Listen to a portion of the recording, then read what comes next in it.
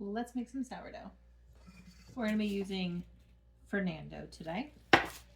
I have had Fernandough now for a handful of months after I killed my first starter that I had had for over a year. How did I kill it? I forgot to feed it and left it out while we went away for a weekend. And I came back and it had grown its own ecosystem. So goodbye to that one. I like my sourdough extra thick, by the way. I know that some recipes you'll see it and it looks a little bit on the thinner side.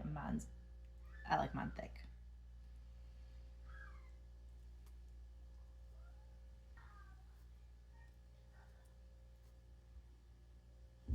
It's probably a little more than I want. Water.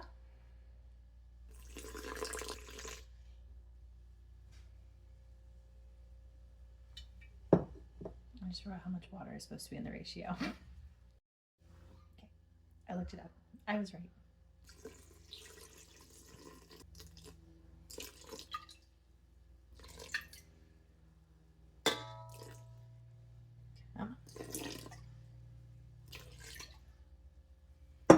About that much.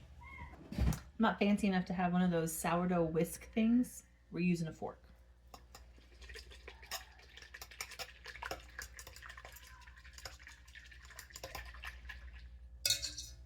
Looks good to me.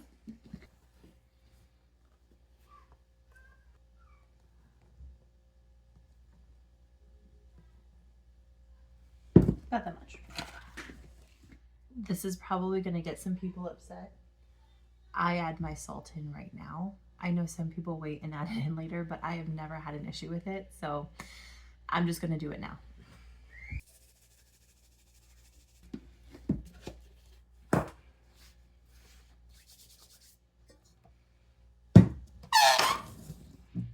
And then we squash it.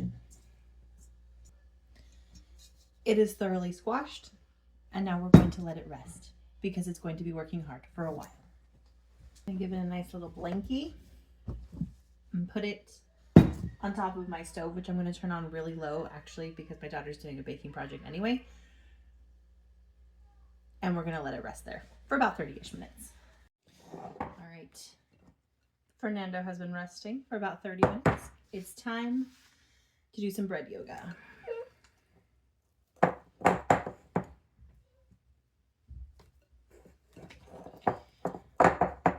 I'd like to say that I'm as flexible as my bread, but I'll be honest, since hitting middle age, it's all downhill.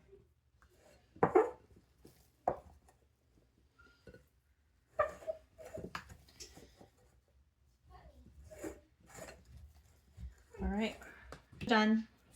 I'm going to cover him back up, let him take another nap for about another 30 minutes or so.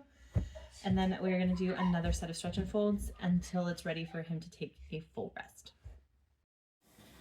All right, Fernando's been sleeping. I have changed into my husband's sweatshirt because any sweatshirt that is my husband's sweatshirt is actually a team sweatshirt. And any sweatshirt that is my sweatshirt. I don't make the rules, I simply follow them.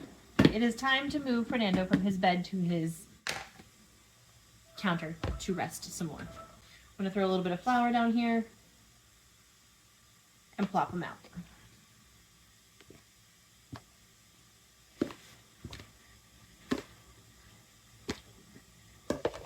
I'm going to do a small shaping, nothing crazy. Nothing crazy. And he will continue to rest like the overdramatic king that he is. And this is where he will sit until we move him a third time to his final resting place before finally cooking him. All right, it's been about 30 minutes. Fernandough has completed his second nap. I'm now going to do a little bit more shaping and then pop him in this, and he is actually going to rise overnight in my fridge because I'm not about to stay up and bake him. My husband can do the slash and bake tomorrow morning.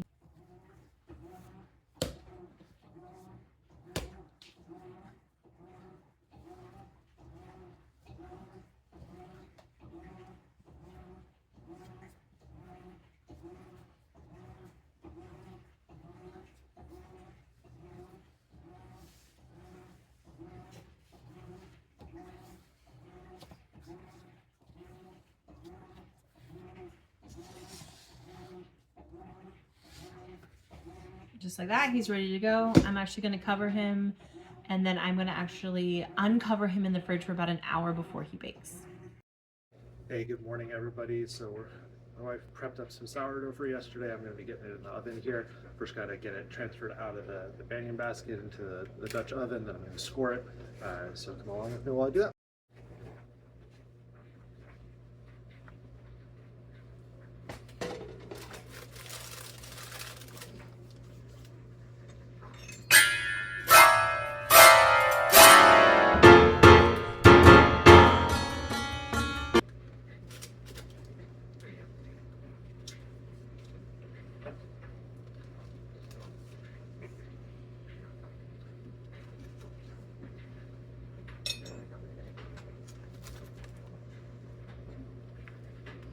Really nice deep score. Got all the parchment paper in place.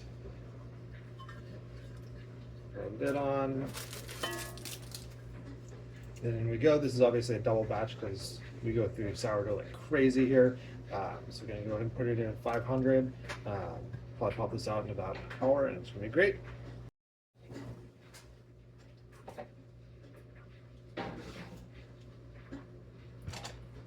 All right, here's the finished product. Didn't get quite the oven spring that we normally get, but he's beautiful. It's because your husband screwed it up. No, he did not screw it up. But it is still looking delicious. It exploded itself. And that's okay. We're still gonna eat it. It's beautiful. I'm sorry.